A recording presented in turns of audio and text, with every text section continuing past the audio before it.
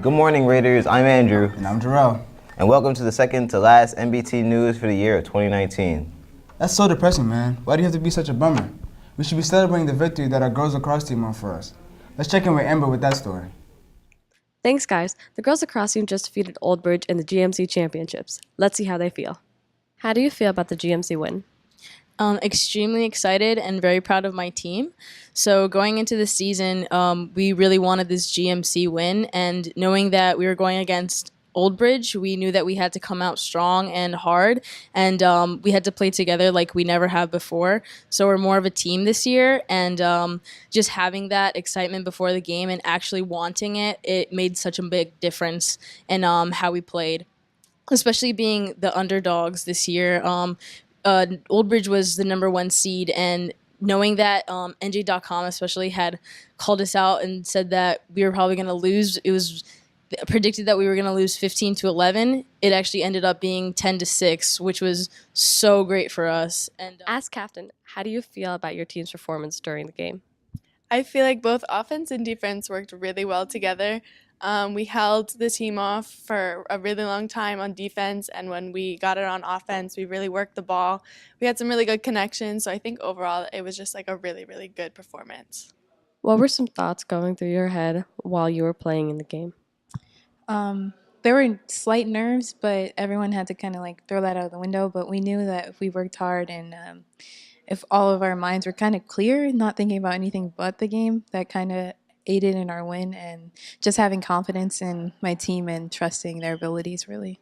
How did you feel before the GMC win, and how did you feel after? We were really excited going into the week. I know the girls were pumped. They warmed up really well, and I knew if they played like they did during the semifinals on Wednesday against South Brunswick that we were going to win it. So I'm happy with their effort before. And then after, of course, it was an amazing feeling. We haven't been there since 2016, and then we won it in 2016. So we were out of it for 2 years, and to come back after 2 years and still regain the title, it was awesome. I know the girls really enjoyed it. They worked extremely hard, and they deserved it. Thanks, guys. Now back to the studio. Wow, our girls lacrosse team is very inspiring. Boys lacrosse team, where y'all at? Let's change the pace now to an art showcase that took place last Thursday. That's right, the pop-up art show. I heard there were some amazing pieces on display. Now to Nick with some interviews with some artists. Oh, thanks guys. I'm here at the pop-up art show. As you can see, there are a lot of student-made works here on display today, as well as many artworks made by students at John Adams Parsons, as well as many other schools in North Brunswick Township. And today I'm going to be interviewing students and teachers that have their stuff on display today. Okay, so what exactly is the pop-up art show? Well, the Pop-Up Art Show used to be called the District Art Festival, and now we've changed it into the Pop-Up Art Show, and it contains artwork from all over the district, and we have a maker component, and the maker component this year is a poll that is going to have an activity for kids and adults. We're going to have a table, and there's going to be all kinds of art supplies, and it's all wonderful because the kid can have their artwork forever, or mom or dad. That sounds amazing. I can't wait to be there. I'm gonna be there today, alright? Yo, I can't wait. Okay, how exactly is this stuff categorized here? By classes. Yeah, by classes. As in classes, as in grades, or different schools? Because there are multiple schools at the show here. Well, there's multiple schools, but it also goes by like the class that you're in. So like for photo, it'd be like photo 1. Okay, so here we have some of the artworks that were made by the students here at North Brunswick. So, who are some of the students that did some artwork here? So right here we have Derek Ross. Who's right over there, who didn't want to be in this video, but that's fine. We also have some works by Kushi Patel, Nick Romeo, Danielle what is her last name? I don't know, but hey, it's some good artwork that's up here, I gotta say. Overall, the pop-up art show is fantastic, and when it comes to next year, I'm more than happy to take a bite out of that. So that's all I have to say. This is Nicholas Rivera at your local Dunkin' Donuts, signing off. Back to you guys at the studio. Those are some beautiful pieces. Word, I checked it out. Those are some amazing paintings. Speaking of art, our next story is related to the art of war. Let's check in with Julia on the story about Mr. Waddell's son, a Marine. Thanks, guys. The military recruiters have been in our school a lot recently, and we were able to talk to a serviceman who just so happens to be Mr. Waddell's son. Let's see what he has to say. So why did you enlist in the military? I enlisted so that I can get a one-up in law enforcement. I've always heard about people that want to go into the military to join police, and it gives them a one-up, and wanting to get into like sticky situations. I've always wanted to help people, and going through the military was a good preparation for law enforcement for me. And do you have any advice for kids who are thinking about enlisting in the military? Yes, I would 100% do it. It'll bring you to a lot of new places. It'll give you a great experience. It will set you up for your future, and it'll make you a part of another family. I think that's the biggest thing that I've taken away from it, is that it's a family away from home. How did you feel when your son told you that he wanted to enlist in the military? How did I feel? Well, surprised, because it came about very unexpectedly. His senior year in high school, he came home somewhere around the end of September and told me he had just met with a recruiter, and I was a little taken aback, but not as much as when the very next night there were some National Guard recruiters sitting in my living room, where it got kind of real. So we hadn't discussed it prior, so it pretty much came out of nowhere, but I couldn't be happier for his decision and for the man it's helped him become. And what are you and your family going through as you prepare for his deployment? Denial. We know it's real, we know it's coming, and we're just trying to spend as much time with him as we can, get as many experiences in as we can before he leaves for about a year. I got to meet many of the members of his unit, and that made me feel a lot better, because I could see how close and tight-knit his unit is, so I know he's in good hands. He's got a lot of people watching his back, and so I feel pretty good about what's happening. Well, Ryan, good luck with everything, and thank you for your service. Now back to you guys at the studio. Wow, what a touching story. He is a true hero. Now for a story about some other heroes in our school, the teachers. And not just the teachers, this is the cutest story you'll hear today. What's something that everyone loves and makes everyone feel better? Puppies. Let's go to Damien with the story about the fluffy little creatures out in our school. Hi, I'm Damien Miller, and I'm here with Miss Hiskowitz. And can you give us some details about therapy dogs? Sure. So I teach a course called Tomorrow's Teachers, and in that course we talk about the pros of having therapy dogs in schools. So today we have 2 teams of therapy dogs. They come in once a month. Different kind of dogs have different type of personalities, just like us. And sometimes they're reading with kids. Sometimes it's a group of students who are stressed out or have some anxiety issues. So we bring the dogs in, we have a good time, we just relax. All right, we lost 2 of our witches. Nick, you want to be which one? No? Anybody else want to be which one? Montserrat, you do? Okay, get your scripts. Okay, so you'll be which one, okay? So on page 4, scene 3. In my class, Tomorrow's Teachers, we discuss the pros of having therapy dogs. So they come in once a month. All the kids love it. Some kids are sneaking out of class. Don't do that. But, we try to incorporate as many groups as we can, and it really brings a lot of positivity, and it just makes everybody feel nice and happy. All right, thank you. Gotta love the pups. Now a story about one of your classmates. This kid did a project for Microsoft. Let's go to Will to find out more. Thanks, guys. And now we're going to interview a student who won a contest for Microsoft. Imagine this. You are all alone in the crowded streets of New York. No place that you can call home except the sidewalk that you spend your life on. We know that homeless shelters are usually poorly run and are not able to accommodate many people. Like in this picture, the shelter is filled to the brim.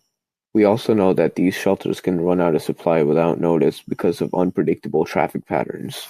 Because of the situation where accommodations are not available, many homeless people tend to live on streets because they are forced to. So, what did you do? So what I did was you were given a prompt, either a video or an essay, and I chose to do the video. And my video was on how you could use technology to help the homeless live better lives. And how did you do it? So I didn't have professional software, so I used Powtoons and an audio software that I found online. But basically, I just made the video on Powtoon and then I submitted it. Are you excited about it? Yeah, I'm pretty excited because it's a big step for me. I could write it down for my college application and It like just looks good on my college resume basically, and like it's a good experience to get an internship so I could find a job in the future faster. All right, thank you so much. No problem. Now back to the studio. Microsoft, wow. Okay, now let's jump straight into something that everybody else loves, music. That's not true, bro. What about deaf people? Shut up.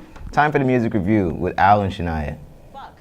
Good morning, guys. I'm Shania. I'm Aji. And this is your monthly Raider music review. It's finally what? Good morning, guys. I'm Shania. And I'm Aji. Sorry. Good morning, guys. I'm Shania. And I'm Aji. And this is your monthly Raider music review. It's finally May. And you know what that means. The temperature rising because we're bringing the heat. And by heat, we mean new music by artists like Schoolboy Q, P&B Rock, Rico Nasty, and Young Nudie. Let's start it off with Al Haji's review of Schoolboy Q. All right, to kick things off, we're gonna start talking about Schoolboy Q's new album, Crash. I don't really listen to Schoolboy Q like that, but after hearing about this album, I decided to take a look and ended up being really surprised. Some of my favorite songs on the album were 5200, Floating featuring 21 Savage, and Chopsticks featuring Travis Scott. He went ham on the vocals on that one. I'm tripping on you, I gotta have you, I spend it on you, I might box you, now get in my crew, I like But again, I didn't know what to expect going into this album, but I left listening to the songs and I was really impressed. I definitely recommend it, probably a 9 out of 10. I was really impressed with Schoolboy Q. Now, up next is P&B Rock. P&B Rock is one of my personal favorite artists. Very underrated, but I don't know why. But anyway, the name of his album was Turn Pop Star. I kind of like the album. I don't know how to feel about it. I feel like it wasn't P&B's best work for his sophomore album. I feel like he had the potential to do a lot better on songs like ABC. And some of my favorite songs on the album were probably My Ex, Fuck Up the City, and Go to Mars. Overall, I like the album. I just feel like it didn't hit home for me the way that some of his other singles did. So I'd probably have to give it a 5.7 out of 10. Sorry. Once again, Rico Nasty really outdid herself when it comes to her new release, Anger Management. If you're not listening to Rico Nasty at this point, you're doing terrible because you're really missing out. On this album, some of the songs that I really liked were Hatin', Sellout, and Cold. So make sure you... That's a crazy way, do it like Simon says, look at my diamonds, this one in the light, if you ain't got it, then why you be lying? Don't you not argue when we do the opposite? I feel like this album is different than a lot of her other releases because in this album was a lot calmer than usual. Yeah, she still had some songs where she went full screamo and raged out like she usually is, like the Rico Nasty we know and love. But this song had a couple calmer songs on it. And I definitely rate this album a 9.5 out of 10. It's spectacular, so make sure you go listen. Now moving on to Young Nudie's newest project, Cymare. The only problem I have with this album is the fact that a lot of Young Nudie's songs sound the same. I don't know whether it's his voice or the lyrics or the rhythm, but it's really repetitive. However, I did like his features, which included Meg Thee Stallion, who's an upcoming female rapper that I really like, DaBaby, who's also an upcoming rapper, Lil Uzi, and 21 Savage, which are some of our favorites. I definitely recommend this album. Even though some of the songs were repetitive, I still think it's a really good album, and you guys should definitely check it out. Some of the songs that I like are Shada, and that's really my favorite song from the album. And I rate this album an 8 out of 10. This is it for this month's Raider review, guys. This is actually our last Raider music review. I'm gonna miss doing the review with you, Shania. You know, it was cool. You know, man. Shout out to the graduating class. Shout out class of 2019. Thanks for watching, guys. And now for the last segment of the morning. Last but not least, it's Movies with Matt, y'all. Take it away, Matt. You know, guys, it's times like this where I think about that awesome line Principal Skinner once had in The Simpsons. And so we enter Endgame.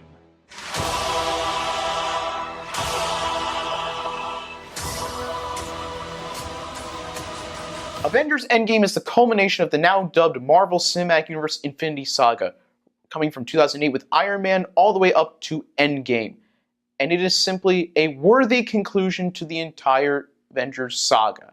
So what makes Endgame so good that's able to be titanic at the box office?